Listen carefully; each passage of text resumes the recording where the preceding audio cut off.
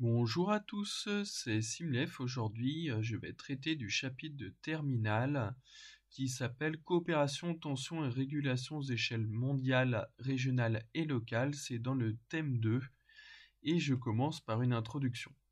En fait, l'idée c'est que dans le monde, on a toute une série de problèmes qui s'accumulent et les États, les gouvernements, ces fameux problèmes, ils n'arrivent pas à les régler tout seuls. Donc ils ont besoin de s'associer, de coopérer entre eux pour y faire face, pour trouver une solution qui marche. Ça peut être des problèmes économiques, sociaux, sanitaires, comme on le voit actuellement avec le Covid-19, sécuritaires, comme le terrorisme, ou écologiques, comme par exemple avec la question du changement climatique. Du coup, voici notre problématique, la coopération à toutes les échelles, constitue-t-elle l'avenir de notre planète ou la solution idéale pour assurer l'avenir de notre planète? D'accord? Alors, je commence. Déjà, pourquoi coopérer, hein? Pourquoi les États, les pays, les gouvernements souhaitent-ils coopérer ensemble? Alors, d'abord, pour des enjeux socio-économiques. Je vais prendre donc l'exemple de l'ASEAN, dont je vous reparlerai tout à l'heure. L'ASEAN, c'est donc l'Association des nations d'Asie du Sud-Est. En gros, ce sont les pays qui sont situés entre l'Inde, la Chine et l'Australie, notamment l'Indonésie, la Malaisie, la Thaïlande, la Birmanie, Singapour, pour en citer que quelques-uns. Donc dans ce document, N. Faux et M. Franck, vous avez déjà une description avec les objectifs à atteindre. C'est résumé ici, l'objectif prioritaire est de renforcer les économies nationales dans un contexte de concurrence toujours plus vive. L'intégration est recherchée. Il faut donc faire face aux défis de la mondialisation, attirer plus d'investissements directs à l'étranger. Donc il y a vraiment cette idée de dynamiser les économies, toujours cette idée ensemble on est plus fort, de s'associer pour renforcer notre économie. D'accord ? D'une manière un petit peu secondaire, on a quand même l'idée de réduire les inégalités et les écarts de développement entre les pays membres. Donc c'est ensemble on est plus fort. Il faut faire face à la concurrence internationale. Il faut être bon, efficace dans la mondialisation, et pour ça, on va se regrouper, on va s'associer.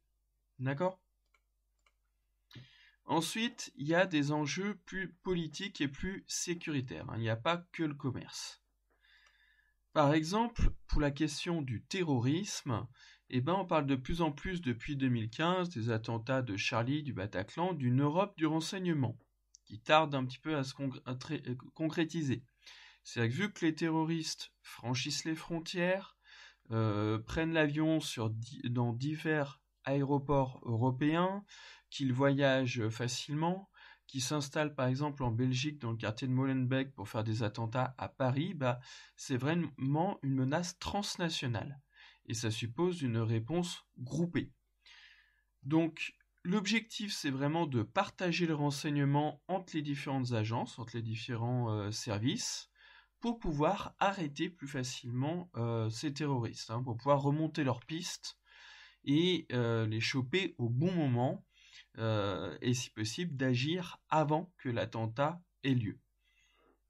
On nous dit ici dans cette introduction que l'Europe a créé un collège du renseignement, qu'elle a établi des partenariats pour le partage du renseignement. Récemment, on a créé également un fichier pour les passagers aériens, en gros un fichier que peuvent consulter toute une série de pays d'Europe pour savoir qui voyage dans quel avion et en passant par quel aéroport. Cependant, on nous dit qu'il y a quand même une nuance dans ce document, vu qu'on nous dit même si la dimension nationale reste centrale pour l'acquisition du renseignement.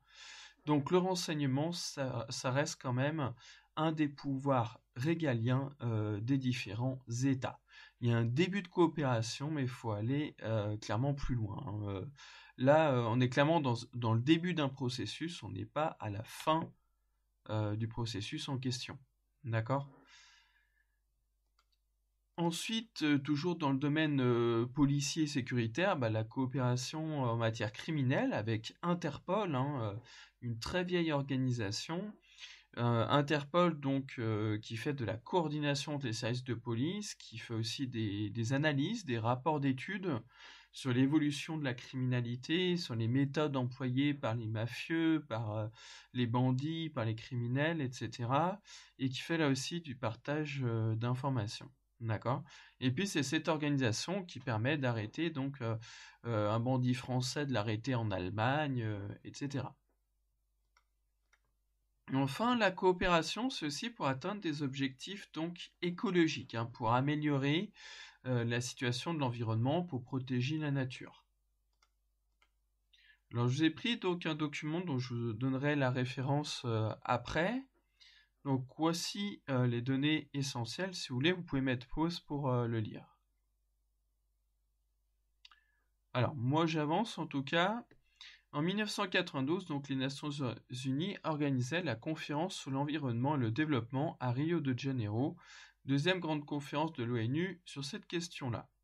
Et qu'est-ce qu'on nous dit? On nous dit qu'ils ont développé pour la première fois l'idée du développement durable, avec le fameux rapport Brundtland. Alors vous l'avez peut-être vu les années précédentes, ce rapport Brundtland est la première vraie définition du développement durable, avec le schéma des 3 cercles que vous connaissez, le social, l'économie et l'environnemental. D'accord? Donc l'ONU dit vouloir faire du développement durable, de l'écologie. Les objectifs sont fixés ici, développer l'économie, protéger l'environnement, fixer des règles communes pour protéger l'environnement, toujours pareil, faire du multilatéralisme, c'est-à-dire un dialogue entre les différents pays. D'accord? Donc ça, c'est un petit peu l'objectif qui a été fixé en 1992. Bon, la suite de l'environnement du document, est beaucoup plus nuancée, un peu plus pessimiste quand même. On nous dit d'évidence, peu ou pas de problèmes environnementaux ont été résolus, donc un bilan quand même très très nuancé. Les problèmes environnementaux connaissent au contraire en ce début du XXIe siècle une brutale aggravation. Sur 90 objectifs donc fixés au tout début, seulement 4 ont enregistré des progrès significatifs, notamment ce qui concerne la couche d'ozone et l'élimination du plomb dans les carburants. Donc un constat quand même assez amer, assez négatif, assez nuancé.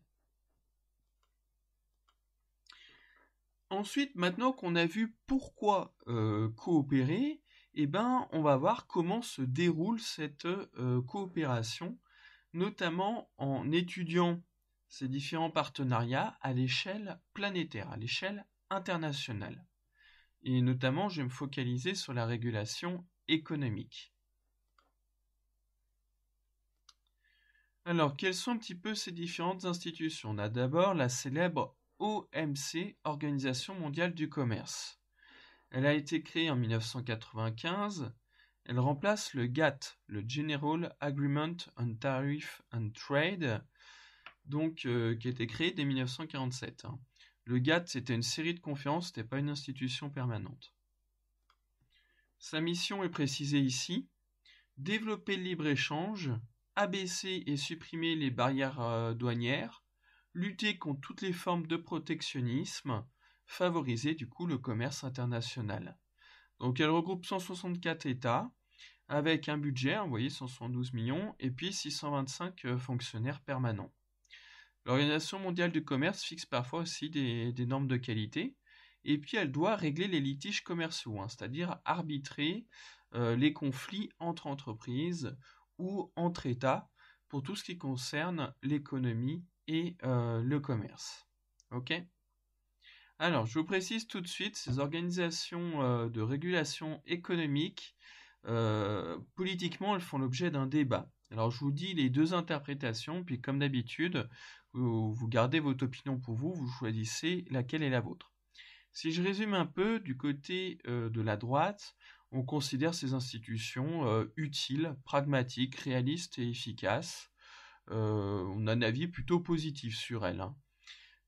Par contre, si on est plutôt un électeur de gauche, socialiste, généralement, on est plutôt critique face à l'OMC, le FMI ou tout ça, en disant que ce sont un petit peu les gardiens du capitalisme, hein, les ardents défenseurs du capitalisme, et puis que ces organisations luttent pas très efficacement contre les crises économiques et puis produisent des dégâts écologiques. Donc selon si vous êtes plutôt à droite ou plutôt à gauche, vous êtes plus ou moins critique ou favorable à ces différentes institutions.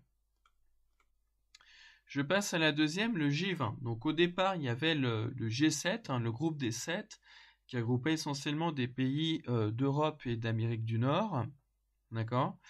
Et quel est l'objectif donc de ce G7 devenu G20 suite à l'apparition des pays émergents?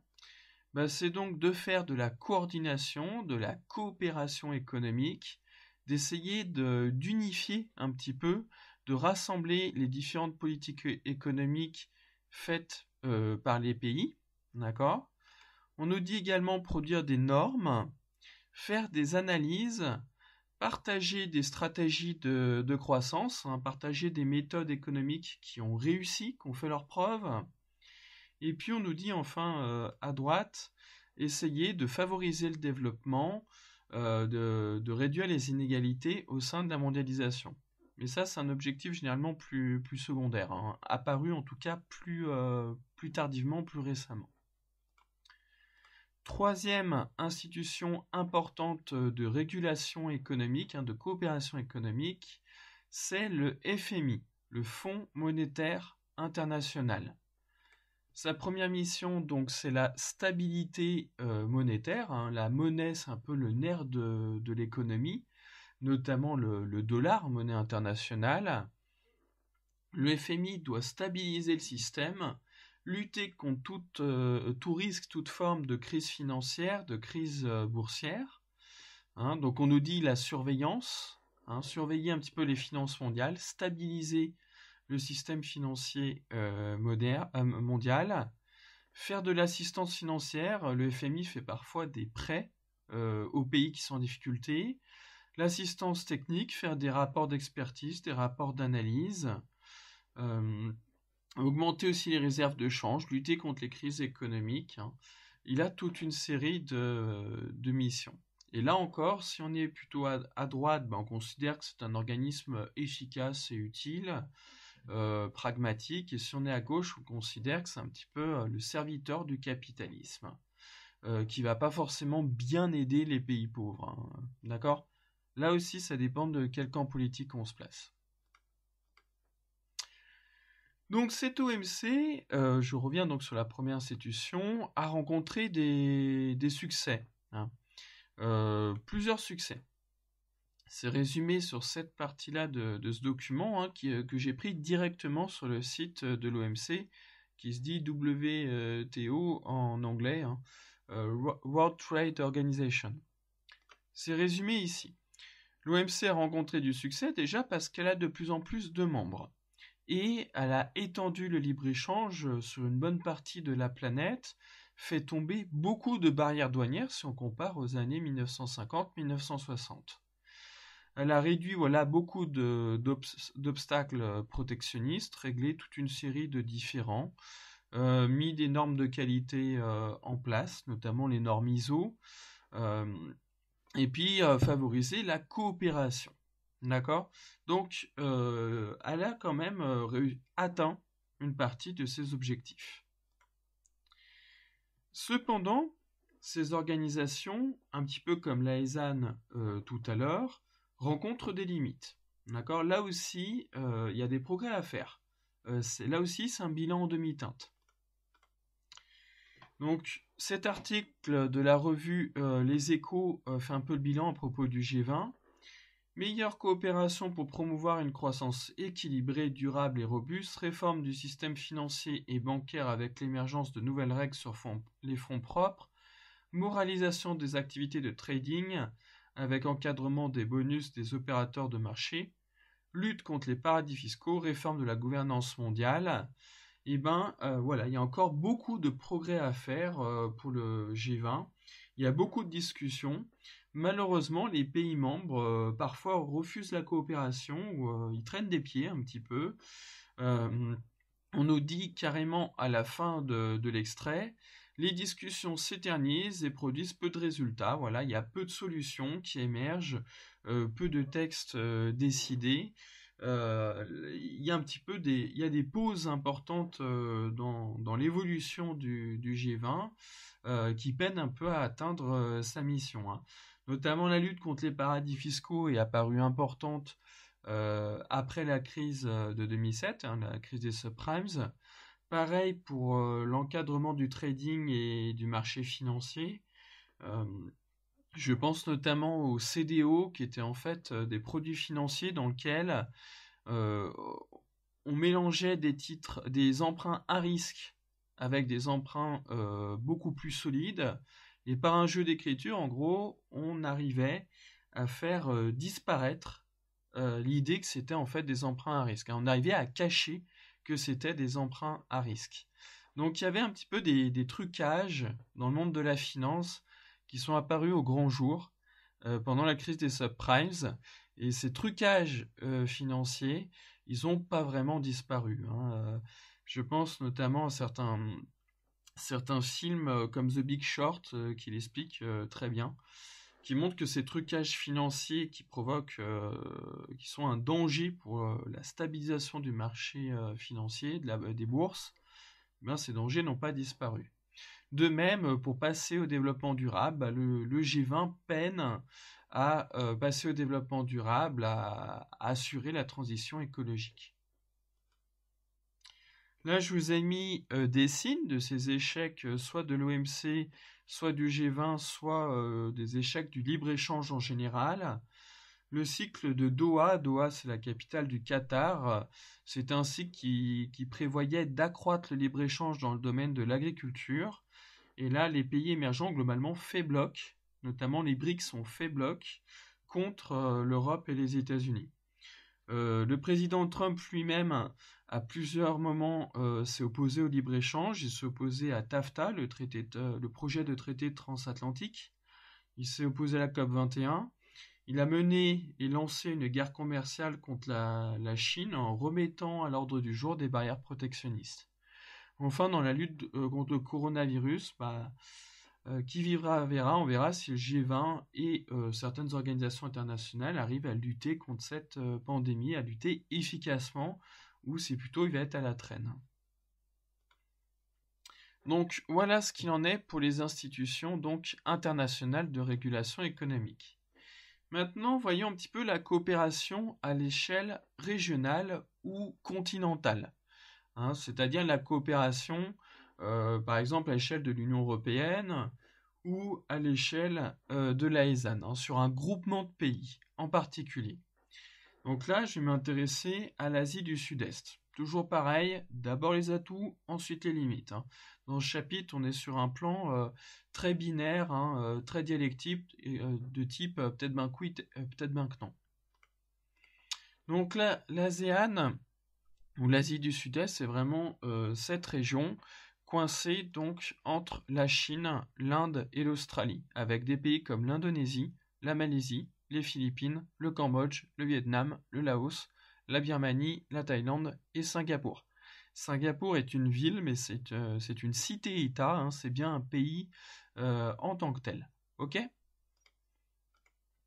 Alors, cette ASEAN, elle regroupe 8% de la population mondiale, seulement 2,3% du PIB mondial et seulement 8% du commerce mondial. Donc, on peut dire que c'est une organisation générale qui compte, mais qui compte pas pour beaucoup. D'accord ? Pour un regroupement de pays, par rapport à l'Union européenne, par exemple, elle pèse pas très lourd quand même, hein. Cependant, il y a quand même quelques pays dynamiques, hein, je pense à Singapour ou la Malaisie, hein, Singapour qui est une ville-monde, hein, une grande métropole mondiale.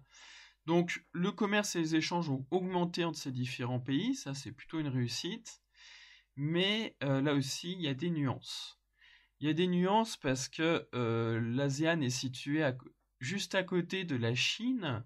La Chine, une future superpuissance, un géant économique qui est dérangeant, qui essaye un petit peu de faire pression sur l'ASEAN, qui parfois essaye de l'influencer.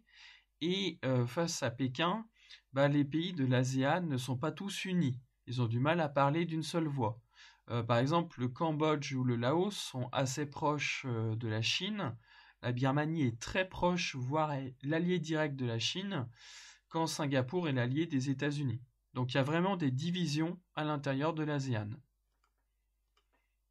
Pour l'ASEAN, d'un point de vue des échanges, donc vous avez toute une série au niveau de l'import-export, donc d'échanges économiques, financiers, d'échanges de marchandises, d'échanges de capitaux.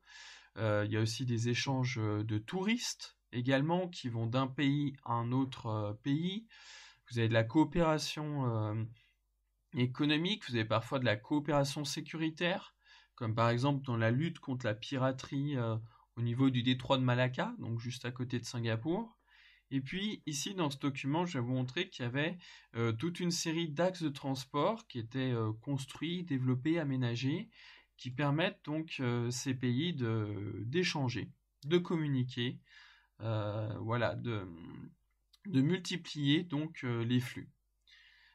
Donc là, je vous laisse lire la légende, mais en gros, on vous parle d'un réseau de transport avec un système de corridors économiques, c'est-à-dire d'axes de transport majeurs, qui devrait permettre de renforcer les échanges entre ces pays-là de l'ASEAN.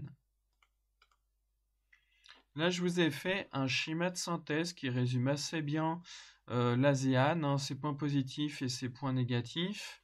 Au départ, c'est une association anticommuniste, tournée contre la Chine et l'URSS communiste.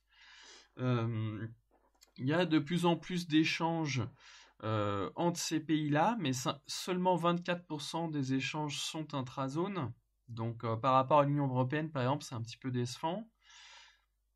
Il y a de l'hétérogénéité entre les pays membres. Singapour est extrêmement riche. Le Laos est un pays franchement pauvre. Une approche très consensuelle qui fait que la coopération avance assez lentement. Autre signe par contre plutôt positif, les jeux du sud-est asiatique, c'est-à-dire des jeux sportifs, les flux de touristes. Donc en conclusion, c'est un petit peu la bulle marron, l'incertitude est de mise. Face à la Chine, face aux divisions, face un petit peu à quelle posture tenir dans le duel entre l'Inde, la Chine et les États-Unis, l'ASEAN est une association en pleine hésitation. Il y a de plus en plus d'échanges, mais il y a aussi des divisions, il y a aussi des hésitations.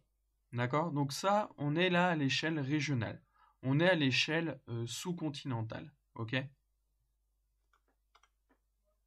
Là, autre élément de tension que je voulais vous mettre dans ce document, la présence de camps de migrants illégaux qu'on voit du côté donc de la Malaisie, ce qui montre que vous avez parfois des migrants qui sont pauvres, par exemple qui viennent de Birmanie et qui veulent aller en Malaisie et à Singapour, et la Malaisie et Singapour, ces migrants illégaux, ils les accueillent pas avec le sourire, d'accord ?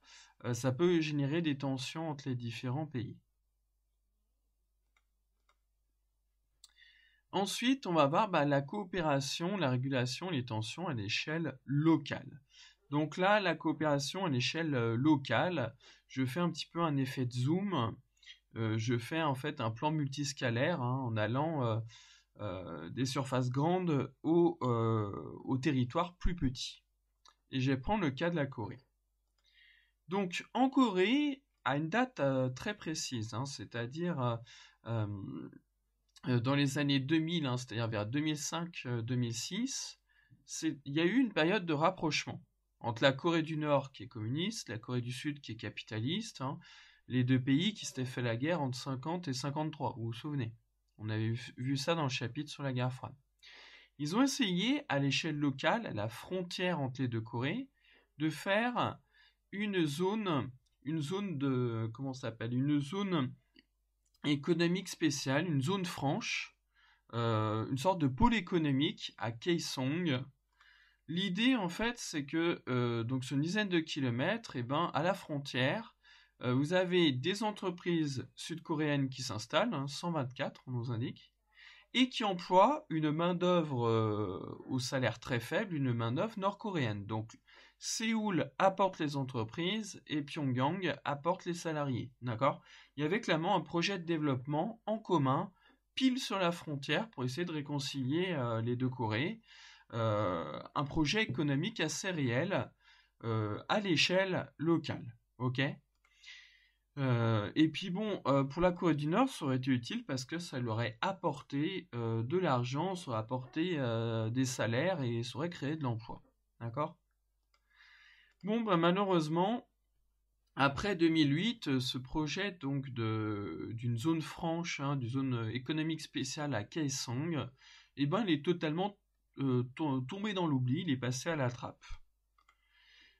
C'est indiqué dans ce document-là, vous voyez ici la frontière avec les barbelés, les tours, une frontière qui est franchement fermée. Donc on nous dit que maintenant, voilà, c'est plutôt un mur, que à partir donc des années 2010 et notamment en 2018, 700 000 soldats nord-coréens et 400 000 soldats sud-coréens se font face sur la frontière, ils patrouillent sur la frontière. Mis à part les barbelés, vous avez 1 million de mines qui ont été posées. Il y a des miradors, il y a des postes militaires, il y a des camps et des bases.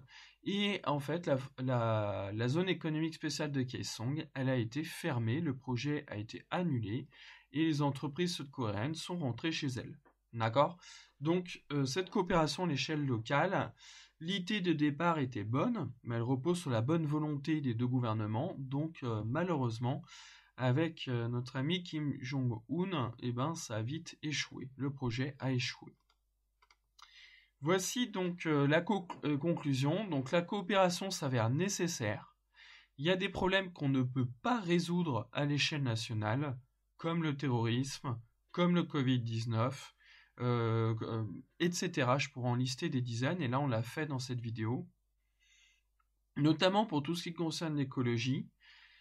D'ailleurs, en ce moment, l'UE essaie de coordonner tous les efforts concernant les vaccins anti-Covid. Malheureusement, les démarches multilatérales nécessitent de la bonne volonté, des compromis, de la confiance réciproque, que chacun fasse confiance à l'autre et puis voilà, fasse preuve de bonne volonté. Et ça, c'est pas gagné d'avance que tout le monde fasse preuve de bonne volonté. Que tout le monde accepte de coopérer et de faire confiance aux autres, c'est pas gagné. Donc, du coup, c'est un bilan en demi-teinte. Il y a des signes de coopération à toutes les échelles, à l'échelle planétaire, à l'échelle régionale, à l'échelle locale, mais à chaque fois, la conclusion est la même. Il y a des avancées en même temps qu'il y a des pauses et des reculs. C'est un bilan en demi-teinte. Merci pour votre écoute et à bientôt.